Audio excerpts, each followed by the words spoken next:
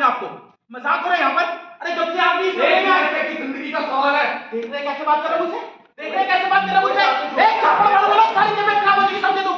ये बात खत्म हुई ना। अरे क्या बात खत्म होगी? माफी मंगवाइए पहले इनसे। अरे मांग लेगा माफी भी। माफी मंगवाते कोई बड़े हो जाएंगे आप। बैठिए। बैठिए आप। सारा माहौल खराब करके रख। बैठ जाइए। जी आप कुछ कह रहे थे?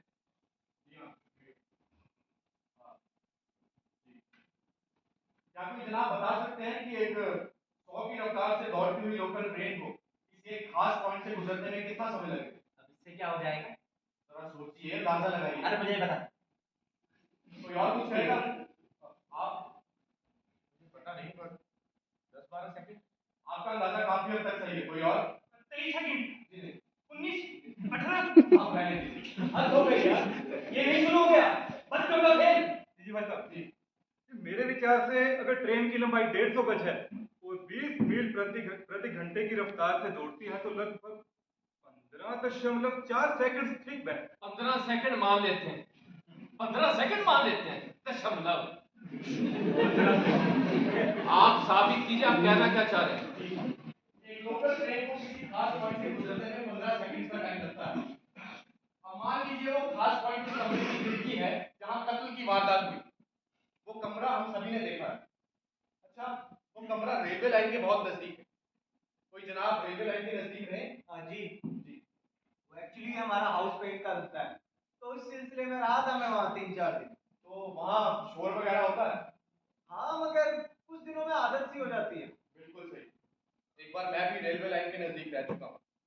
जब वहां से ट्रेन गुजरती है और खिड़की खुली होती है तो इस कदर शोर होता है कि बर्दाश्त करते नहीं बनता। हाँ, बिल्कुल सही कह रहे हैं भाई साहब आप।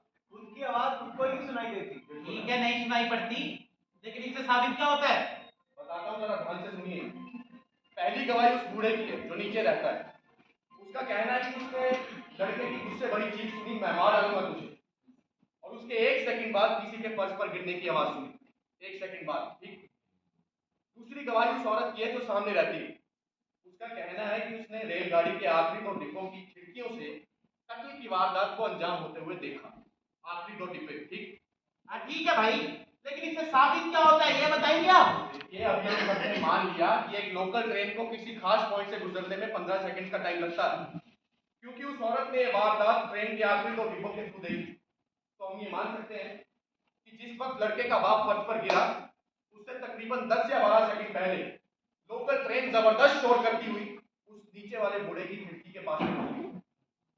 बूढ़े आदमी के बयान के मुताबिक मैं मार डालूंगा तुझे आवाज और किसी के फर्श पर गिरने की आवाज उसे उसी वक्त सुनाई थी जब लोकल ट्रेन जबरदस्त शोर करती हुई उसकी खिड़की के पास से गुजरी। आप सबको याद होगा जब हम उस कमरे में गए थे, वहां से एक लोकल ट्रेन गुजरी। इतने शोर में ये मुमकिन नहीं है कि उस बूढ़े को कुछ भी सुनाई दिया हो। ये क्या बकवास है? उसे बिल्कुल सुनाई दिया होगा। आपको वाकई लगता है कि उसने कुछ सुना होगा? बिल्कुल। बूढ़े का कहना था कि लड़के ने चीख कर कहा था। कैसे कहा था? चीख कर। अगर उसने कुछ सुना होगा तो लोकल ट्रेन के शोर में आवाज पहचानी नहीं होगी। अरे यार, ये तो बिल्कुल बाल की खाल निकालने वाली बात है कि एक एक सेकंड की बात हो रही है यहाँ पर। देखिए, कोई भी इतना निश्चित नहीं हो सकता है। जो गवाही किसी को फांसी के तख्ते पर पहुंचा सकती है उसे इतना निश्चित, इतना एक्यूरेट होना जरूरी है। मुझे नहीं लगता कि उस बूढ़े ने कुछ भी सुना हो। मुझे भी। और वैसे भी भाई साहब इतने शोर में ये क्या कह रहे हैं आप लोग? मुझे भाई साहब की बात बिल्कुल सही लगती अरे क्या पागल हो गया? मतलब बड़ा झूठ क्यों बोलेगा? क्या हासिल हो जाएगा बताइए? वाह, आपके मुंह से तो हमेशा जैसे गीता बहती है। अरे लिखकर भेज क्यों नहीं देते गोरखपुर गीता प्रेस वालों को? अच्छे पैसे मिल जाएंगे ये। सुनिए मिस्टर, देखिए, आप इनसे ऐसे बात नहीं कर सकते। अपनी जगह पर आपको बैठो। बात करने की तमीज होनी चाहिए।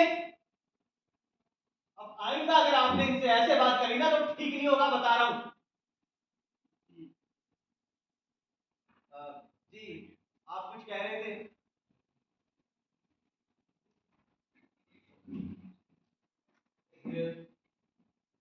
मैंने ऐसे कहा कि अदालत में मैंने उस बूढ़े को बहुत गौर से देखा था, मेरे पास यहाँ से था। वो धीरे धीरे चलकर